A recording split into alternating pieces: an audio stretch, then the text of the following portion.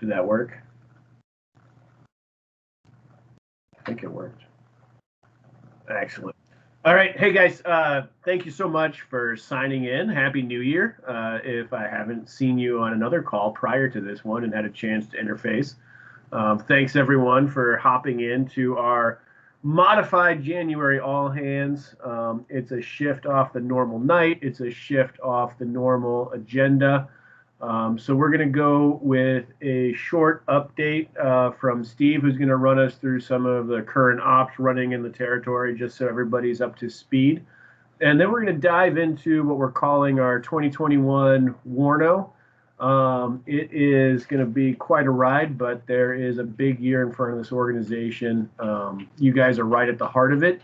And so this is the first step to get everyone on board and geared up for the fun that's going to come. So with that, I will pause on that, and I will go to Mr. Fleming, who's going to take us through current operational initiatives.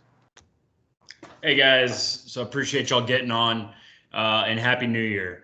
So first stuff, y'all have started seeing a lot of traffic. If y'all haven't signed up and you're available, it's the Victoria demo operation that you guys have heard about for going on probably 18 months. We started calls on this particular op back in September of 2019, within my first month on the job. Dorian happened, didn't have HE operators, set it for Q1 of 2020, COVID. Here we are today. Hopefully closing the book between the end of January and the first week of February. So that is going to be 9 homes, demolition. So it's going to be HE heavy. Right now, we're not anticipating a lot of saw work. The logs teams kind of anticipated that in case of a contingency. But right now, Sawyers, it doesn't look like there's going to be much in line for you there. Now, we have wrapped up a lot of stuff in Louisiana. There's still some needs there. Things are being evaluated in terms of additional response on the recovery side, similar to Victoria. There's a lot of damage and everything else. So we may see something later on in the year, an ask come through in Southwest Louisiana. Evan's got, her and her team have some awesome relationships there. So we'll see what comes. The next thing, the big danger close TR Nation saturation is going to be COVID again. Kick the King 2.0, whatever it's going to be called, is going to be predominantly surrounded around vaccine support, vaccine distribution support. And that could be anything from helping manage a site. It could be the clinical aspect of giving vaccines. And, you know, we have paramedics and nurses out there doing good stuff in Navajo Nation.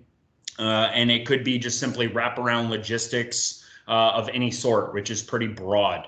The feeding support stuff that we did, right now we're not focused on that a lot. We still have some neighbors helping neighbors stuff happening out there. So if there's still a need in your community, you're more than welcome to still plug in, log those hours, absolutely support and help those in need.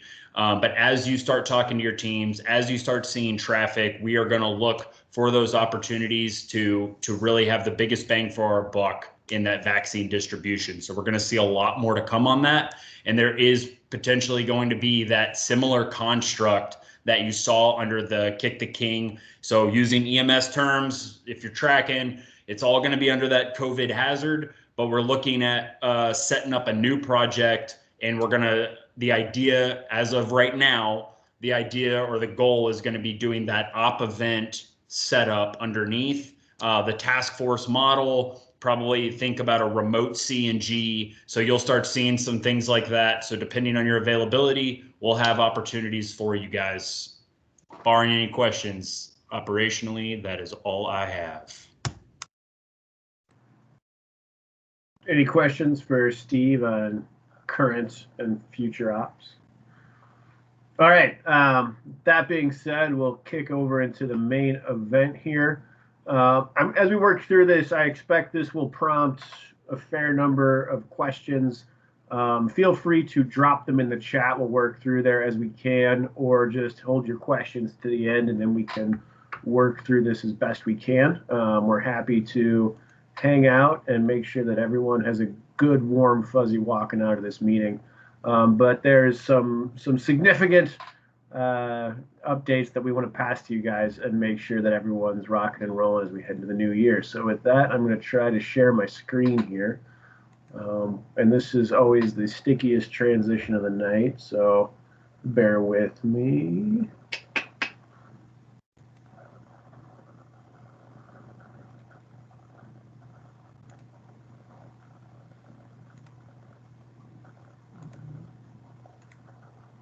All right, if you guys can see my screen, give me a thumbs up. Make sure that everything is working appropriately. Excellent. All right, ladies and gentlemen, welcome to the future. But to get to the future, let's take a step back to the past. So, quick snapshot of the last 10 years, the first 10 years of the Team Rubicon organization, the operations that we have done as a group. Many of you guys have been involved across various phases of the organization, so you've seen these different tempos come and go and grow every year. But that big jump at the end there is really kind of the catalyst for what we're talking about tonight. So, for a long time in Team Rubicon, we focused a lot of our efforts across centralized planning. And when we would, go to a location, we were very typed in on individual large-scale disaster responses. We always made it our goal to be an organization that could get as local as possible during those responses. But, for the most part, we've always been an outside entity pushing in. Initially national pushing in, then territory or regions or territories pushing into a particular given area. But never really being able to get to that point where we had individual local resilient cities able to stand up and step up on their own, just because we didn't have that opportunity there. That really changed for the organization last year, and the big catalyst there, of course, is COVID, the main driver of so many of the parts of the world that we live in today right now.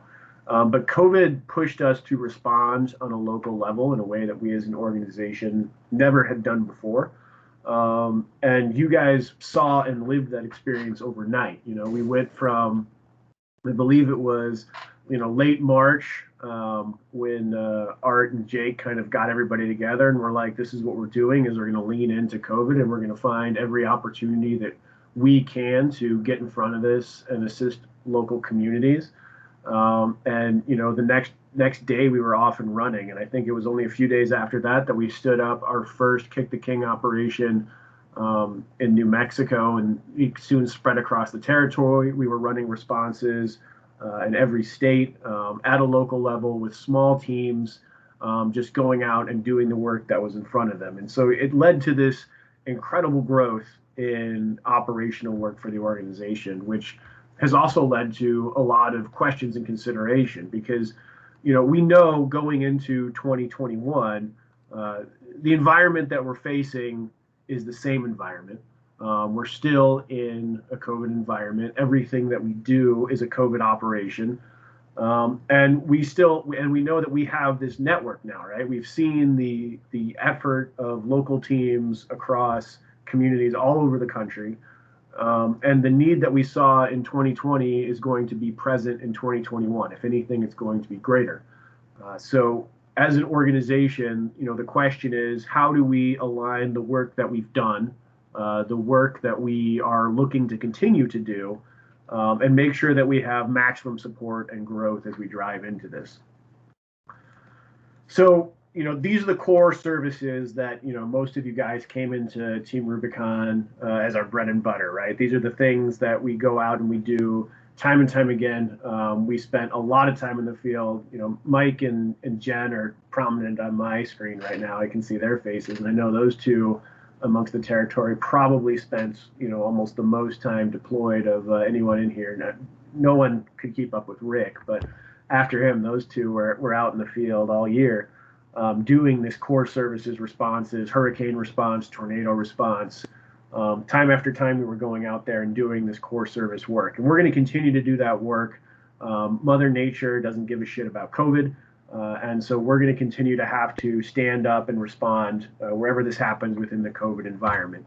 And we've seen that in the impact that we've made.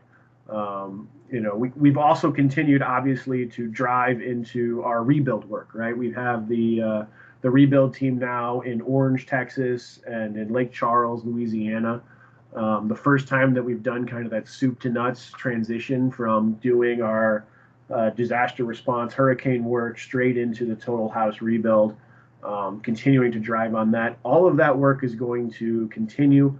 The neighbors helping neighbors work that we've done, that's going to continue, right? We're still going to have all of these efforts across, but looking at 2021 and what's ahead of us, we see the end of COVID, right? We want to drive this organization to help us end COVID because we know, we have the rare thing that we don't often have in a disaster, which is we know what the answer is. We know the thing that'll fix every community, which is the delivery of vaccines.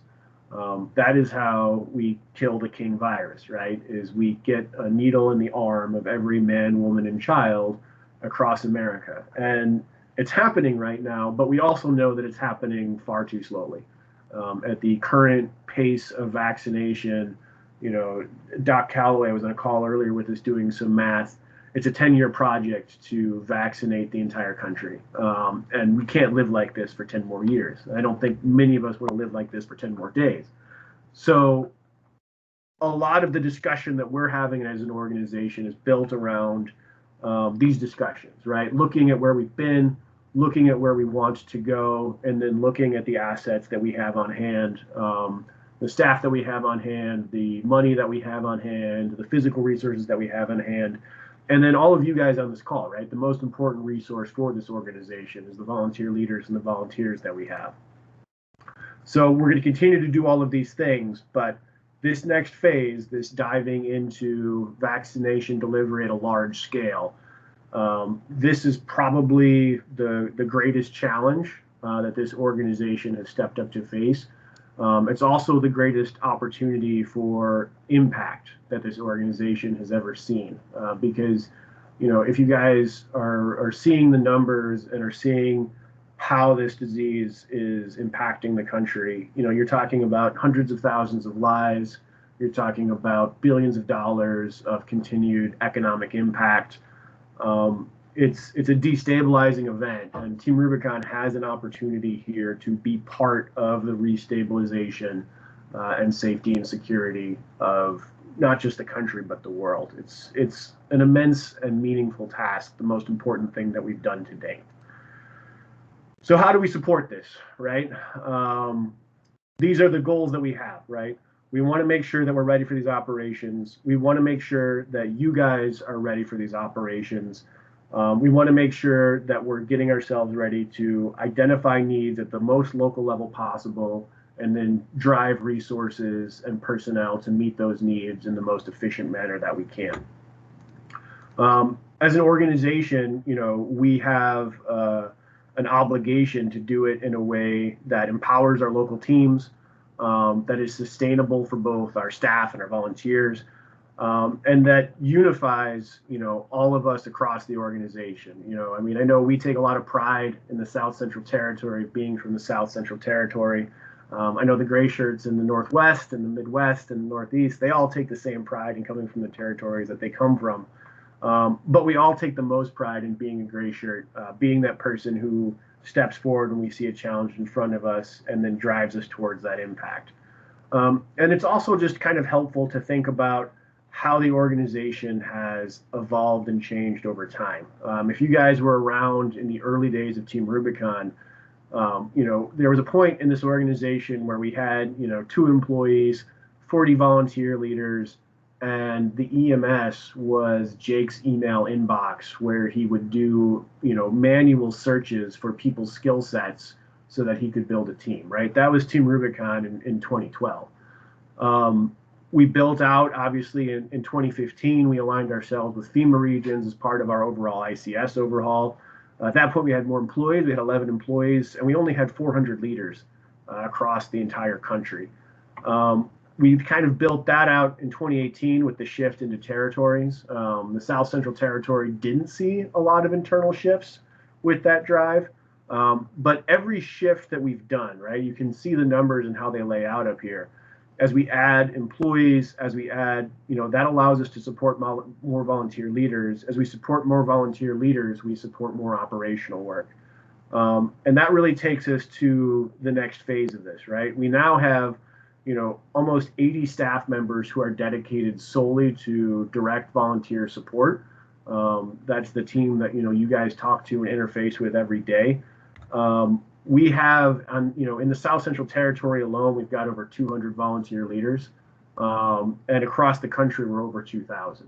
So we have thousands of leaders supporting hundreds of thousands of volunteers, impacting, millions of homeowners. We need to make sure that we're scaling sustainably. So this is the format that everybody's used to. This is probably a chart that you guys have seen on a ton of different, presentations that you've done.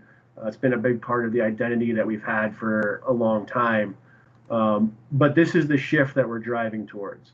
And we're shifting into a new branch model, which will combine multiple territories, but which will allow us to drive staff closer to the volunteer leaders who are directing the work that we're doing. So things for you guys to think about as we look at this. Right in the previous model here, we have 6 territories, and then co-located right in the middle of the South Central Territory, right? We have one national planning cell support structure designed to be like that direct line support, which is a 6-to-1 ratio of support. In the new model that we're driving towards, every branch is going to have its own operational support cell. So each branch will come with its own ops support team. And then that ops support team will be indirectly supported by the support branch overall. So you guys here in the South Central are going to have that additional resource of the support branch in Dallas. The NOC is going to transition into this overall support cell.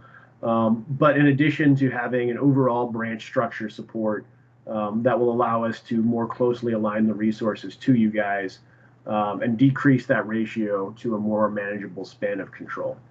So obviously this has a lot of implications for higher level people. Like, it has implications for, myself, Jim Flory, a lot of those members. But the real meat and potatoes, and the thing that I think most people are concerned about is, well, how does this affect me, right? What does this mean for my team? And the God's honest truth of this is, for most of you guys, it means that you should have more support. It means that you should have more opportunities to do the kind of work that you like to do.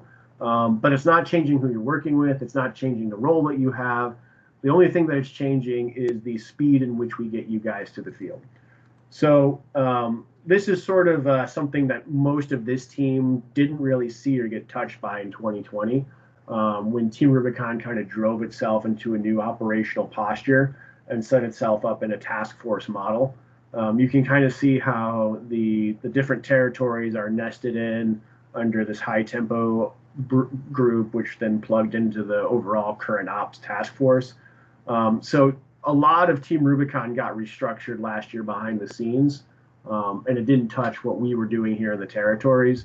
But now, as we move into an operational model in 2021, it's going to touch us to the extent that we're going to reorganize into these branches under Jeff Byard, and we're going to kind of do away with the traditional territory identifications. Specifically, like when you look at like under the sub branch, like what that means and how we plug into it, it means that for the most part, you're still going to be talking to the same people, and you're still going to have the same staff support.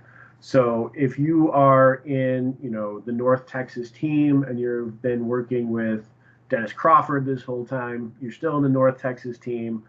You're still reporting to Dennis Crawford, who still reports to Amanda, who still reports to me. The difference is that now, instead of, only having Steve as our like one-man band working his ass off for all of our ops support needs, Steve is working with a larger team on the ops support side. And we're going to continue to kind of fill out. We still have some blanks under some of our functional area loads, but those will fill in over the next year, especially as we start to get some funding streams cleaned up. And we'll have more one-on-one support for everybody who is running and standing up operations. This is going to be a process that we kind of work through over the next couple of months, like how exactly some of this transitional effect happens.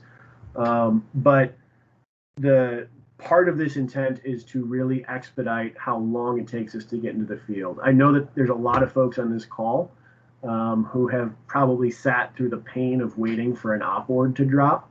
And waiting on one or two lines that we haven't filled out yet, holding up what we're doing and kind of keeping us from having the impact that we want to have.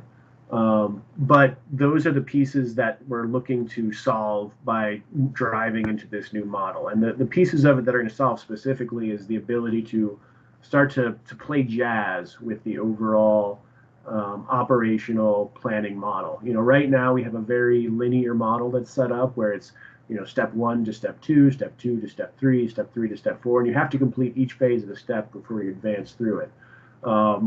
Under this new branch structure, we're looking to have the ability to have a more adjustable and a faster response within that. So think about if, the vision is this, right? If we have a tornado and the tornado hits let's say that the tornado hits in Lake Charles again, because they just had a really rough year, and why not? The idea is that we can get gray shirts moving as they're available, even as we're still building the plan. This isn't something that is happening tomorrow. We're still within our current paradigm of, ISR, WARNO, OPORD. But under this new branch structure model, the intent is to build and have sort of standing OPORDs with preset workloads and pre-identified resources, so that when these events happen, we're able to push go on them and get them out the door without waiting for a lot of the box checking that we've had to do over time. Some of you guys are probably looking at this and thinking, well, I am at a territory level role. How does this affect me? And a lot of you guys have kind of been brought into this discussion offline before this, so I think you guys probably understand how this fits into your piece of this. But the other piece, if you're wondering about that, we're not going to start mashing together the Southeast and the South Central teams and force them to work with one another. Or, I'm sorry, force them to subordinate to one another. For the most part, we're keeping both those people in place, and they'll continue to support the geographic areas that they've been supporting. But there's places where it will make sense based on the availability and interest of personnel to start to shift some of those teams around and really start to stand up individual branches or deputy branch people who are supporting across geographic lines. The goal here is to let the need of the organization determine how we're acting, as opposed to being tied into the policies that maybe have kept us from quick action or from being responsive and flexible in the way that the environment that we currently live in requires. So here's the things that are currently in motion. Steve mentioned a lot of this stuff earlier, but we currently have pilots running for this vaccination distribution, right? We're currently figuring out the lefts and the rights and the opportunities and the needs that are unique to that. We expect to have a lot of those answers worked out over the next month or so. And then by the time we get into February, we really expect a few things to happen. That's really when a lot of the vaccination delivery is going to start to ramp up significantly. That's when a lot of the demand is going to start to ramp up significantly. And that's when we're going to see a lot of the opportunities for you guys on a local level to start pulling in the resources using this new framework to support the needs that you're seeing in your areas. So by then, we hope to have clearly defined packages of support. Some of them may be direct vaccine delivery. Those will be rare. Those will be kind of like the complex operations that are supported by nurses and doctors. The vast majority will be more of what Steve was talking about, right? Wraparound support, logistics, planning, operational support for vaccine centers, because we expect to see this, springing up all across the country where you have this high demand, which requires a much larger footprint than many of these organizations are used to. And then the Victoria recovery is still here too, right? Because this is still going to be business as usual. We're still going to meet the needs of the community doing the work that we've always done, because we have an obligation to continue to carry that on because those needs continue to exist just because COVID is driving us. So this has sort of been the timeline that we've been working on, is, notifying volunteers in sort of a staged fashion.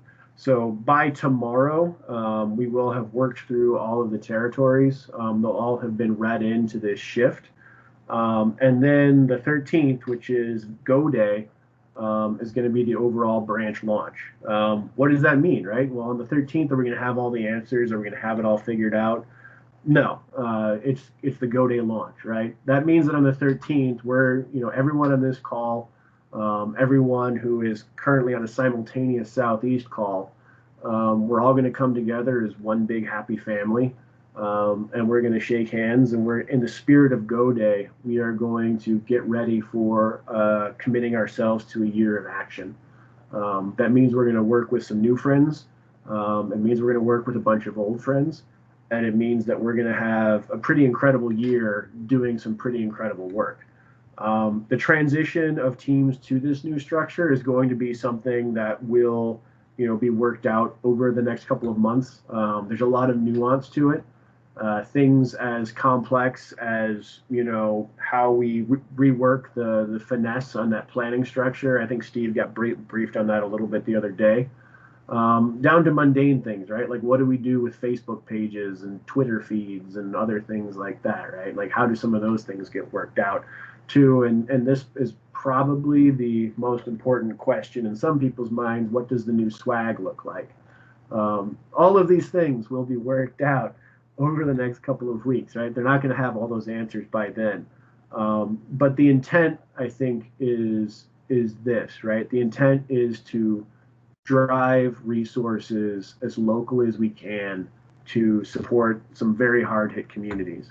Our commitment to you guys is this, to really put the full organizational resource that we have to help redefine what we've done, to serve the needs that you guys have, to serve the needs that the communities that you're serving have, and to put our resources into making this work. If we don't make this part work, we're going to fall down when it comes to the actual execution. Even as we're still figuring out some of the asks, we're going to continue to execute them as well. And then we have some asks of you guys, right? To be brave enough to step into this arena with us, to be resilient enough to fight through some of the stress points as we kind of merge with a team that we've worked with before. And to then go out there and like grab the gray shirts around you and get shit done. I think that, you guys did amazing work last year. And I know that everyone was pretty fucking tired at the end of 2020. Some of you guys worked this as a full-time job while having a full-time job. The need that we're looking at heading into this year, is only all the greater because the stupid tragedy of the whole thing right now is that every person who dies before the vaccination, it's we're this close. We're this close. Like, we have the answer. It's there. And that ticking clock against getting those vaccines pushed out and into people's arms is literally the difference between life and death. And so we have an opportunity, and it is an important opportunity to be a significant part of that. And so we need you guys to be with us on this and to make this happen. I am going to first turn off the slides so that you can all see each other's smiling faces. And then I know that the recording is still going, so I will first ask any quick questions that are in the chat. People want drinks. People are excited about getting bourbon. All right, I will now turn off the recording because this is when the real questions come.